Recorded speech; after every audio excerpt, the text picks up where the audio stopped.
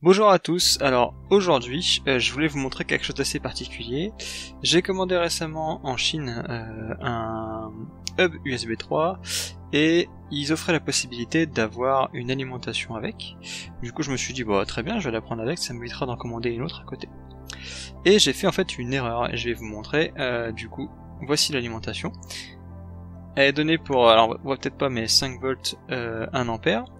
Et quand je l'ai prise, je me suis dit oulala, elle a l'air sacrément légère, et j'ai commencé à ouvrir et j'ai été assez surpris, donc je voulais vous montrer ce qu'il y a dedans en fait. Et on va procéder au démontage tout de suite et puis on va voir. Voilà, alors là vous voyez l'alimentation, déjà ça a l'air assez léger.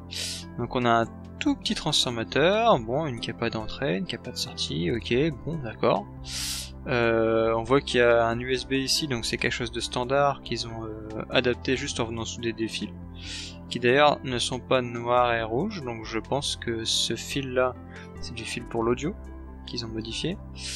Bon ok, c'est très cheap, mais a priori ça a l'air comme être un vrai transfo, avec ici un optocoupleur pour commander le régulateur de l'autre tension qu'on va trouver de l'autre côté. Et là y a rien. Du coup je me dis c'est bizarre quand même. Y a rien, pourtant j'ai un composant là, il doit servir à quelque chose celui-là. Donc je regarde dessous. Et bien vous voyez les 4 pattes qui sont ici, c'est le composant en question. Et vous voyez qu'il y a 2 pattes qui sont reliées ensemble et les 2 autres qui sont reliées à rien du tout. C'est un simple face. Donc ce composant là n'est relié à rien du tout, en fait c'est un faux composant. Donc quand quelqu'un qui connaît les alimentations à découpage regarde de face ce circuit, il peut pas dire qu'en fait c'est n'importe quoi. En fait j'ai regardé un peu plus en détail, le circuit fonctionne avec un transistor ici et puis une diode Zener, et c'est tout. C'est ça qui fait une régulation, mais du coup c'est vraiment pas propre en fait. Vous pouvez jamais espérer avoir les 5 volts en sortie comme vous voudriez avoir. Donc je me suis dit bon, je suis peut-être mauvaise langue, on va quand même regarder comment il fonctionne et est-ce que j'ai déjà 5 volts en sortie quand je le branche, c'est déjà pas mal. Donc c'est ce que j'ai fait, et c'est ce que je vais faire avec vous.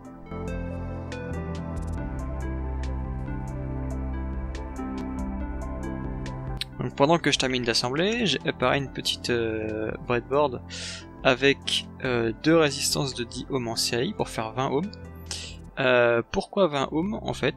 Parce que il est donné pour 1 ampère. Donc d'après la loi d'Ohm, si je mets 20 ohms sur 5 volts, ça va donner un quart d'ampère. Donc je vais le tester à un quart de sa puissance, ce qui peut déjà être pas mal.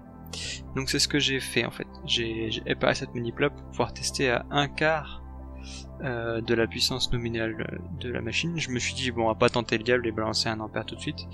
À mon avis ça marche pas. Donc voilà. Alors donc pour info, l'USB c'est donné pour 5 volts.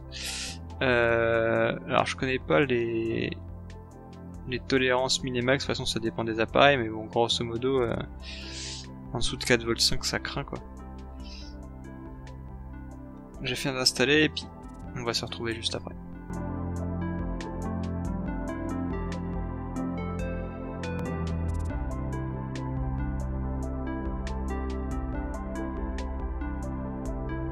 Alors juste pour vérifier, donc là je vais juste mesurer les résistances que j'ai mises. Ah, vous allez pas voir si je me mets devant. Hop. Donc là vous voyez que j'ai voilà 20,4 ohms. C'est la précision du multimètre quoi. Donc c'est ce que je vais mettre aux bornes de la lime pour la faire fonctionner à un quart de sa charge nominale. Voilà.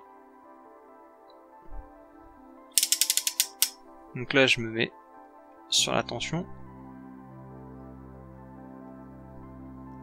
et je vais brancher. Donc là quand j'alimente, j'ai bien 5 volts. 5 volts, bon 12, 13, c'est très bien. C'est-à-dire que si on tire un peu de courant, bah les 0,15 volts de trop là ils vont être absorbés par la ligne, donc c'est très bien. Et puis maintenant, ce qu'on va faire, c'est que je vais prendre la résistance et je vais la mettre en conduction pour voir ce qui se passe quand je le charge à un quart de sa tension. Pardon, à un quart de sa charge spécifiée. Et là voilà, ça tombe à 4,15 V. Donc ça veut dire qu'en fait, cette alim là, non seulement elle est mauvaise, mais en plus elle est même pas capable de tenir un quart de ce qu'on lui demande. Donc c'est vraiment, là c'est ce que j'appelle une chinoiserie, quoi. C'est vraiment n'importe quoi. Cette alim là, vous avez l'impression, et vous faites confiance à votre truc, et vous pouvez avoir acheté du matériel et vous dire ah mais c'est moi qui fonctionne pas, il y a un problème dans ce que je fais. En fait absolument pas, c'est cette alim là qui va déconner. Donc moi par exemple ce que j'ai fait, c'est que j'ai voulu brancher un disque dur externe sur le hub USB. Il n'a jamais fonctionné, je me suis dit mince, mon disque dur est cassé. Non, c'était juste l'alim. J'ai changé d'alim et ça s'est très bien passé. Voilà, donc évitez ces pièges vous aussi. Quand vous achetez sur un revendeur chinois extrêmement bas coût, n'oubliez pas que quand vous achetez le moins cher chez lui, vous êtes forte chance de vous retrouver avec quelque chose de très mauvaise qualité. Et préférez plutôt acheter quelque chose qui soit d'un peu meilleure qualité, voire le plus cher sur son site. Parce que son plus cher à lui, ce sera moins cher que le milieu de gamme ici, et ce sera meilleur que le milieu de gamme ici. Voilà. Donc je dis pas qu'il faut pas acheter en Chine bien sûr, hein, mais faut juste faire très attention quand vous achetez là-bas. Voilà. Et c'était tout pour cette petite vidéo sur les chinoiseries entre guillemets. Et puis je vous souhaite une bonne fin de journée et j'espère que vous avez apprécié cette vidéo. Si c'est le cas, n'hésitez pas à vous abonner et à cocher sur la petite cloche pour être informé des prochaines vidéos qui sortiront. Bonne journée!